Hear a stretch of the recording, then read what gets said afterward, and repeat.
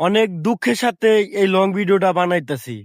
আপনারা অবশ্যই ভিডিওটা দেখবেন। কারণ হলো এই যে কৃষকরা এত কষ্ট করে, এত কষ্ট করার পরে তারা ফসল ফলায়। ফসলগুলা যদি ঠিক মতো তাদের গুলায় না উঠতে পারে, তাহলে কিন্তু তাদের আর কষ্টের সীমা থাকে না। তাই আপনাদেরকে একটু দেখানোর চেষ্টা করলাম। দেখেন, এই যে এই জমি যার সে এইখানে ভুট্টা চাষ করছে।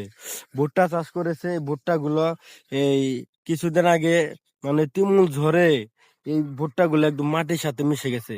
আপনারা তো অবশ্যই দেখতেছেন। দেখেন, আপনাদেরকে দেখাই, না দেখলে আপনারা বুঝবেন না। দেখেন, এই যে ভুট্টা গুলা দেখেন, এই যে ভুট্টা গুলা দেখেন, এগুলা ঠিক মতো হয়ই নাই। দেখেন, এই যে দেখাইতেছে আপনাদেরকে। দেখেন, ঠিক মতো এখনো এই যে বাতি হয় নাই, এগুলো পড়ে গেছে। কৃষক কিন্তু অনেক লস হয়ে গেছে, কৃষকের অনেক লস হয়েছে। আর কিছু করার নাই, এটা আল্লাহর মায়ের দুনিয়ার বাইর, ঠিক আছে। এই জন্য আল্লাহ যাকে ভালোবাসবে তাকে ভালো রাখবে, যাকে ভালোবাসবে না তাকে কিন্তু ভালো রাখবে না। এজন্য আমি সবাইকে বলবো যে কৃষক যারা আছে, এই কৃষকদেরকে অবশ্যই ধৈর্য ধারণ করার জন্য তৌফিক দান করুন। আমিন। আর এই কৃষকদের জন্য সবাই দোয়া করবেন। আসলে আমরা যারা ঢাকা শহরে থাকি, আমরা ঢাকা শহরে যখন থাকি তখন কিন্তু আমরা টাকার মাধ্যমে কিন্তু অনেক ফসল, যে কোনো জিনিসই আমরা কিনতে পারি, ঠিক আছে। কিনতে পারি, যেমন ধান, চাল, গম, ভুট্টা যাই বলেন, এগুলা কিন্তু আমরা টাকার মাধ্যমে কিনে থাকি। কিন্তু এগুলা পরিশ্রম করে ফসল ফলায় কৃষকরা।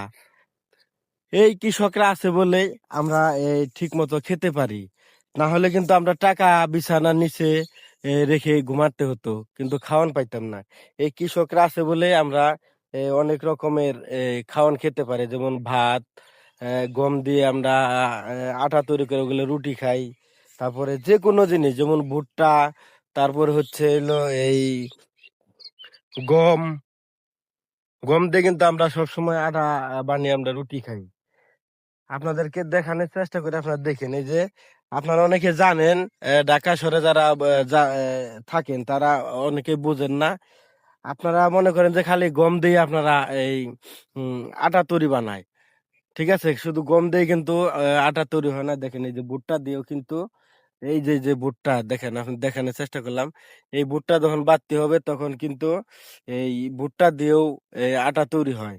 এই আটা দিয়ে কিন্তু আমরা রুটি খাই, ঠিক আছে। শুধু যদি গম থাকতো, গম দিয়ে কিন্তু আমাদের অনেক দাম দিয়ে আমার খেতে হতো, অনেক দাম দিয়ে আমাদের এই আটা কিনতে হতো। আটা, ময়দা যাই বলেন, যাই হোক, এই